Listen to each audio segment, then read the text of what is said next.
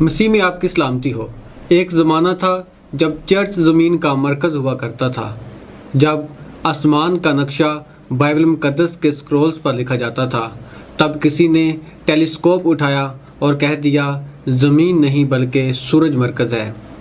اس شخص کا نام تھا گلیلیو گلیلی۔ 1632 کے اندر اس نے اپنی کتاب dialogue concerning the two chief کے اندر اس بات کا خلاصہ کیا کہ زمین نہیں بلکہ سورج مرکز ہے، اور اس بات کی بنیاد پر چرچ نے اس کے اوپر مقدمہ کیا اور اس کو انکویسٹیشن ٹرائل کے اندر ڈال دیا۔ یہ ایک ایسا ٹرائل تھا جو کہ کیتھولک چرچ نے اپنے لیے بنایا تھا، اور اس کے اندر وہ ایسے ملزموں کو لایا کرتے تھے جو کہ بائبل مقدس کے خلاف تعلیم دیا کرتے تھے، کیونکہ زبور نویس اور وعظ اور مقدس یشوع کی کتاب کے اندر لکھا ہے کہ زمین ساکن ہے، اور اسی کی بنیاد پر چرچ نے گلیلیو کے اوپر مقدمہ کیا کہ تم کیوں ایسا کہتے ہو کہ زمین ساکن نہیں ہے بلکہ سورج ساکن ہے۔ تو گلیلیو اس کے جواب میں کہتا ہے کہ میں بائبل مقدس کا انکاری نہیں ہوں، میں صرف وہ بتا رہا ہوں جو میں نے دیکھا ہے۔ تو چرچ اس کی اس بات کو نہیں مانتا اور چرچ اس کے اوپر ٹرائل شروع کر دیتا ہے، اور اپنے جواب میں گلیلیو کچھ نہیں کہتا، وہ صرف اتنا بتاتا ہے کہ بائبل مقدس ہمیں یہ بتاتی ہے کہ چیزیں کیوں ہوتی ہیں، اور سائنس ہمیں بتاتی ہے کہ چیزیں کیسے وقوع پذیر ہوتی ہیں۔ بائبل اور سائنس کے اندر اختلاف نہیں ہے، میں بائبل مقدس کا انکاری نہیں ہوں، لیکن چرچ اس کو ہاؤس اریسٹ کر دیتی ہے اور اس کو سزا دیتی ہے۔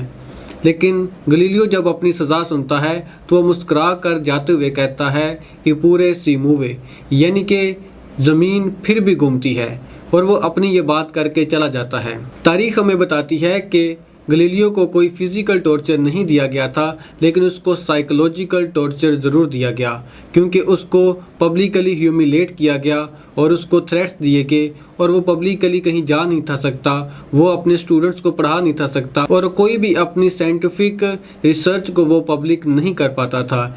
اور ہاؤس اریسٹ کے دوران اس نے 8 جنوری 1642 کو وفات پائی، لیکن 1992 کے اندر پوپ پال دوم نے پبلکلی معافی مانگی اور کہا کہ گلیلیو واز رائٹ، وہ درست تھا اور بائبل مقدس بھی درست ہے، بس بات یہ ہے کہ تب ہم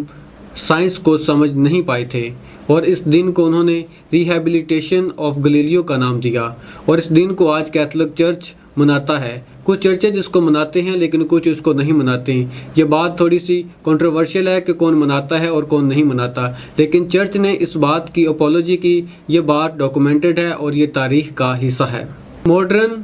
تھیولوجی کے پروفیسرز ہمیں بتاتے ہیں کہ بائبل مقدس اور سائنس ہمیشہ پیرالل چلتی ہیں، یہ کبھی بھی ایک دوسرے کو کنٹراڈکٹ نہیں کرتی، بس بات یہ ہے کہ مفسرین کو اس بات کو درست طریقے سے سمجھنا آنا چاہیے۔ تھیولوجنز کا کام ہے کہ وہ بائبل مقدس کی تھیولوجی کو پڑھائیں، اور سائنٹسٹ کا کام ہے کہ وہ سائنس کو بیان کریں۔ جب چرچ اور سائنس آمنے سامنے آ جاتی ہے تب جا کر فساد برپا ہوتے ہیں، تب جا کر گلیلیو جیسے لوگوں کے ساتھ ناانصافی ہوتی ہے۔ اگر ہم بائبل مقدس کو ایک الہامی کتاب سمجھ کر پڑھیں، اگر ہم بائبل مقدس کو ایک سائنسی کتاب سمجھ کر پڑھنے لگیں گے، تب جا کر اس طرح کے کانفلکٹس ضرور بڑھیں گے۔ بائبل مقدس سائنس کے ساتھ کانٹراڈکٹ نہیں کرتی، لیکن یہ سائنس کی کتاب نہیں ہے۔ اس کے بارے میں کسی نے کیا ہی خوب کہا ہے کہ سچ کا ٹیلیسکوپ کبھی بھی جھوٹ نہیں بولتا، بس دیکھنے والے کبھی کبھی ڈر جاتے ہیں۔